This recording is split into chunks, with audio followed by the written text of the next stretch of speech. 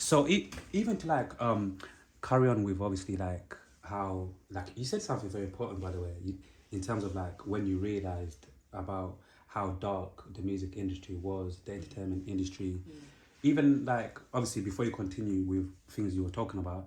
So currently today, yeah, like if you got offered like a deal or like a big manager within the music industry came to you and said, listen, I think we can do something here. Like, what would be your reaction?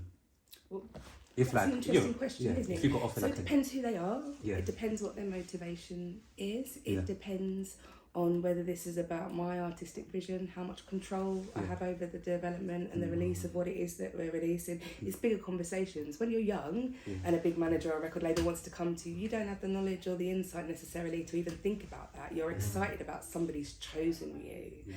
And that's the power that they have. You think about all the money that you're going to make, and you sign these crazy deals that actually give away most of your money, and you actually get a small percentage. So I think the way that technology has evolved is that it's taken the labels out of it, and they don't do artist development anymore anyway. You have to come to them as a ready-made package with a fan base built, a product built, ready to go to market before they will even, consider you. And we're talking, sort of millions of followers and hundreds of thousands of streams before they'll even consider you. So the industry has changed, and it's given a lot more control back to the artist so that you don't necessarily need them in the early stages. But where I guess it is helpful to have them is when you do have that product to go to market, because they have the budget and the finances to push it as far as it needs to go. Yeah. So I think I'd be interested. Who wouldn't, to get funding to work on their products? Yeah. But it would be about who they are, what they represent. I'm looking at other artists on their roster, what agendas they're behind, and whether it resonated with me. It's not about the fame anymore. I moved past that 20 years ago. I'm old now. It's got to appeal to my heart first of all, my moral and value base, and it's also got to stimulate my mind for me to even think about getting involved in it. Yeah. Songwriting. You also do songwriting, right? I do a little songwriting. Yeah. Do you still do it, or I do, you used to? yeah. How for obviously even sometimes obviously on here we try to once again educate certain people through some of these conversations, right?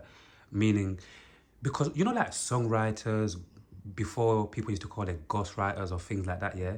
Like, to be fair with you, like a lot of those people who used to write songs, ghostwriters, like they never used to be known like that, you get me? Unless you used to know them personally or used to be like in the industry like that, you get me? Like, for anyone who obviously might want to get into songwriting or don't even understand how that works, like obviously how did you get into it in the first place? And for you, how does like songwriting in general, in terms of like saying I'm writing a song for this person, or I've got this song, let me shop it around to maybe these artists, how does all of that work? So you've got to build the product first, I guess. And I've always written, because let's start with the art first. Let's take it away from the product. Let's go back to the art. The art, yeah. I have always written because it has been the thing that has helped me make sense of life. It has been my coping mechanism, it has been my joy, it has been my outlet for my pain. Writing words, not necessarily music, but writing words. In general, I think the most important thing, when you're starting out, is to write from a place of experience, write from a place of feeling, experience and observation. So what you see or what you think or what you feel, because they're the most genuine kind of songs, because they're coming from a real place. You're not trying to make something to fit a certain market or fit an ideal or match a song that's already out there.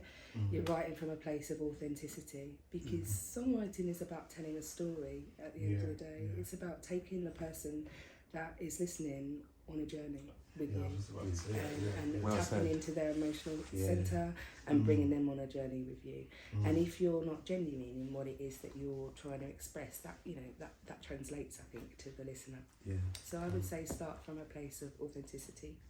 I think work on creating, because I think you have to go through lots of rubbish to actually get to the diamonds, so don't be afraid of that. I was going to say that. Yeah, don't think that every song is going to be a hit the minute that you write it. You've got to get the rubbish out before you start getting the gems. Because you got like, you got some people who basically have got this mentality of thinking like, I need to write a banger.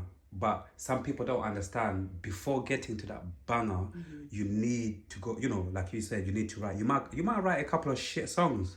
You get what I'm trying to say? Before you get to that banger. It's like it's part of life, you get what I'm trying to say? But sometimes I think some people don't really understand that logic, that you need to go through a couple of these songs before you get to that one. I have a young person that doesn't quite understand this logic at the moment, that they are focused on writing a banger. Yeah. And they've only recently just got into another banger. Hey, calm down. Another. Literally. Crazy. So he wants to get into the music industry. He's only been doing it this year, and he's totally focused on paying to get into the studio with a big producer to write a banger. Yeah, typical, And trying to explain to them the reality of the process. That you're saying all of the probably keywords. not going to write a banger on your first attempt of going to the studio. So just focus on writing for now. So we have obviously different point of views, but he's learning, and I think sometimes you have to go through the process to learn that for yourself. So you can be guided, you can be given advice, but sometimes you have to learn it for yourself. And he might go in the studio and write a banger on the first time. Bill might say he can't. But in terms of process and how it works, it's like learning anything. Slow build. Strengthening your muscles, you've got to work at it every day. You've got to exercise every day. You don't get your diet right to lose weight. You've got to eat right every day. So to create a great song, you've got to consume that content and work on it every day. You give me, you know what, like in future, would you ever consider like managing like an artist or something if an option ever came up? Could you give me that kind of vibe still, like me proper listening to you still? So I have an artist development company. Okay. It's called Bekka 360. It's on the right. It's on the right. Now you give me that, you give me the more we speak, it's like you give me those vibes where it's like you could actually make a really, really good manager in terms of like managing music artists. This kind of came into play as I've started to get older and the jobs started to get less, and I started to think about what's my legacy, what do I want to do, and I guess you get to the point where you think you want to pass on what you've learned and you want to help other people in their journey. And so that's where Bekka 360 came into place, and our whole vision is about supporting marginalised talents.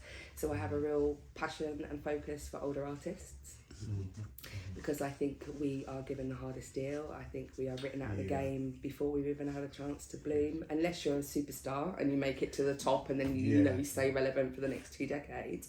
But for the most of us that sit in that middle ground, once you hit a certain age limit, that kind of goes out the window.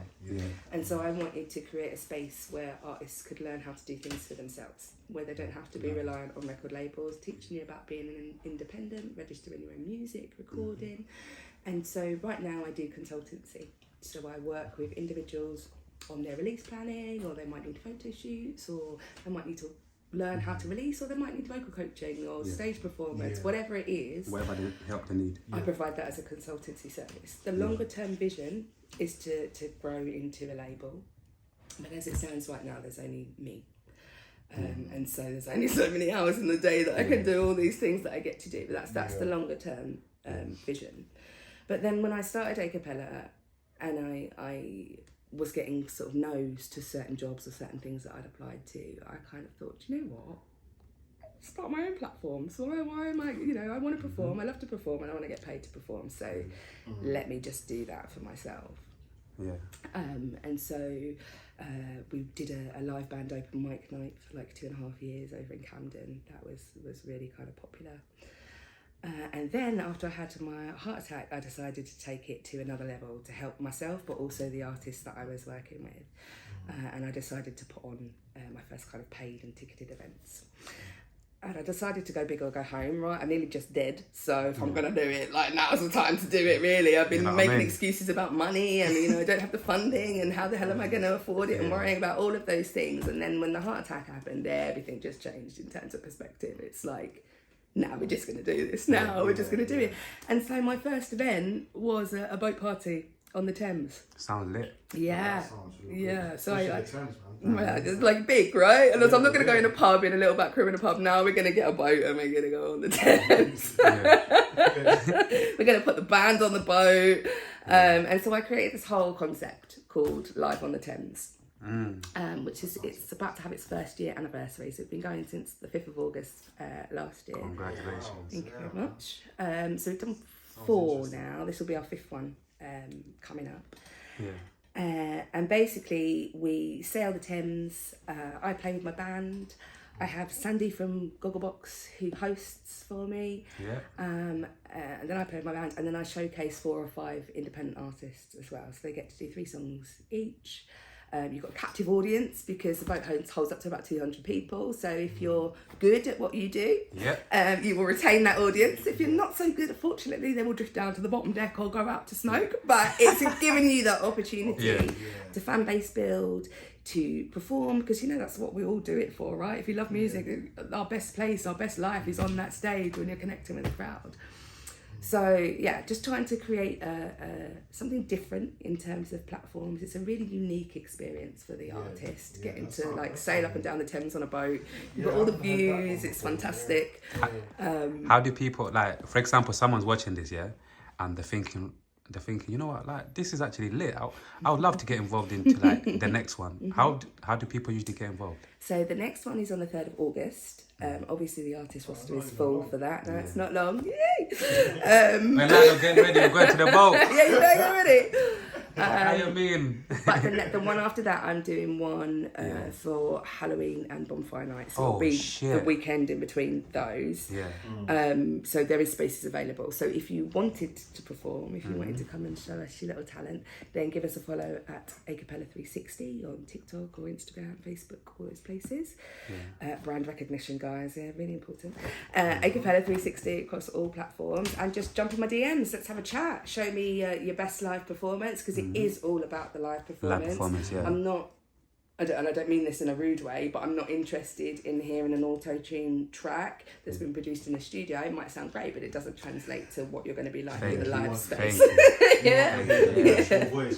want to hear that. Because even to say something quickly as well, like, obviously, once again, like, the day and age that we're living in right now, like, unfortunately, to be fair, obviously, we still got some good performers in the UK and America, but as a person who loves live performance and whatever, I feel like a lot of music artists who are popping these days, whatever, because me, I'm brutally honest, like, I'm so blunt.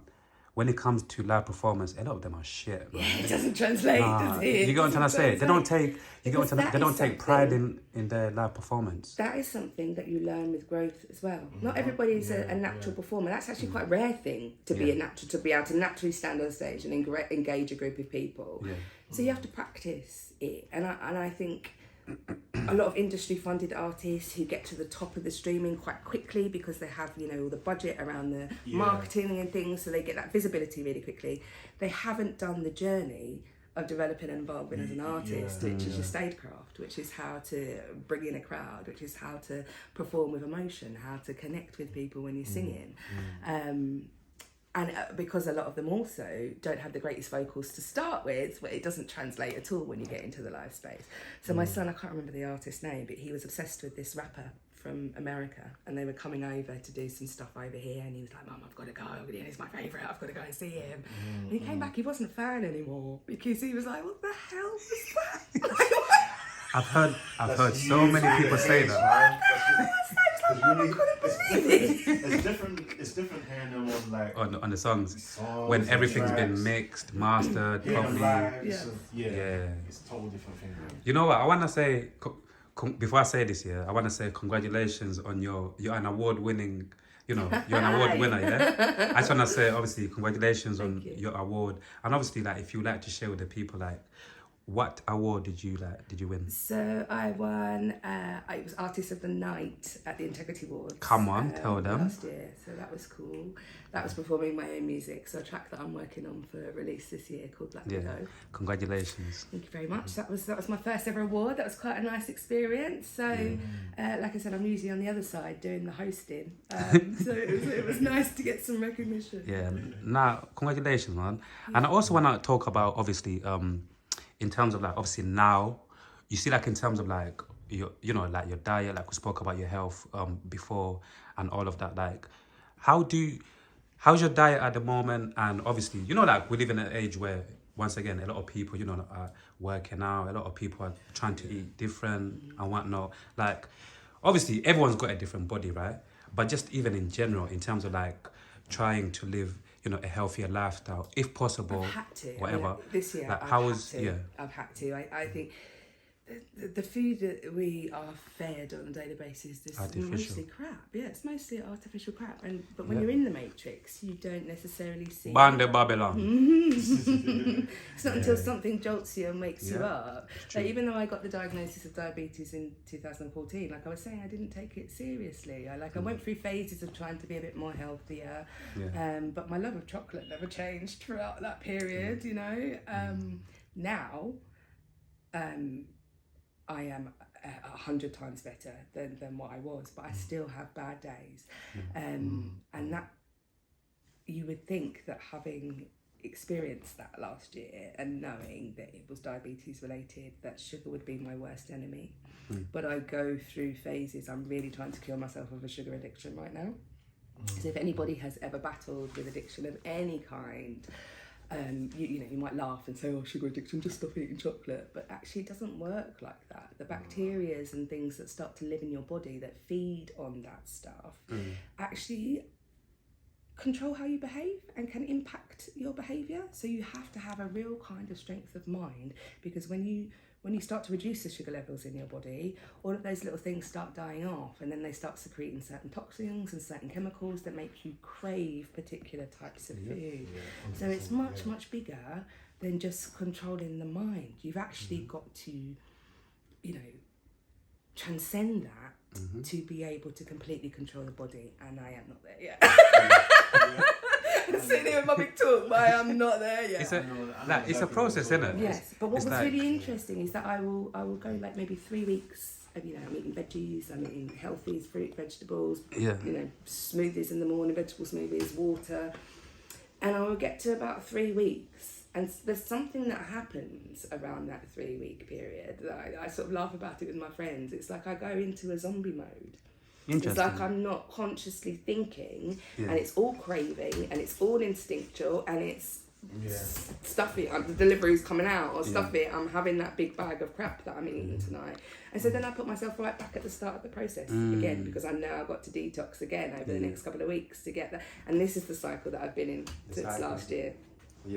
I get to about 3 or 4 weeks, and before I think you've got to go about 60 days to kind of completely clear it out of your system. 60 days. After you have to go past. So I'm like constantly in the cycle. I never quite get past that 3 week mark. Because I think what my brother used to say is like the 3rd week is like, that's when the magic starts to happen in the 3rd week, and that's when it gets most intense for me. So I'm learning about it because I need to understand more. So when it's happening, I can try and exhibit some control over it. Again, I'm not quite there yet. Once you pass the 3rd week, was that heighten of food, that intensity of fasting is a big thing as well. So that's a big way that my diet has changed in recent times. So now I don't eat until after 1 o'clock in the afternoon. Well, no breakfast or nothing? No breakfast. So I don't. I try not to eat past 8 o'clock. Quite crack that yet. So because that's my worst time is night time for snacking, and I'm sure a lot of people can relate to that. Them Netflix and chill don't play. I already know. So I try not to eat until after 1 o'clock. I'm trying to keep like a 6-hour eating window, and I'd like to reduce that down to 4, because I think that is the best way for diabetes management. You're giving your whole system a rest, the time for your gut to process what it is that you have consumed. So I've definitely lost weight. I definitely drink a lot more water, and the way that I'm eating has changed, and what I'm eating has changed. But the biggest thing and the biggest risk factor is still the sugar, and that's the bit that I haven't cracked. I still have days when my sugar level is high. I have to be mindful of even eating fruit and things like that, because if I eat too much fruit, then it will have the same consequences. Your body burns it off quicker, so it doesn't stay in the system as long, but the spike is still the spike, and it's in the spike is where the trouble happens. Yeah, it's true.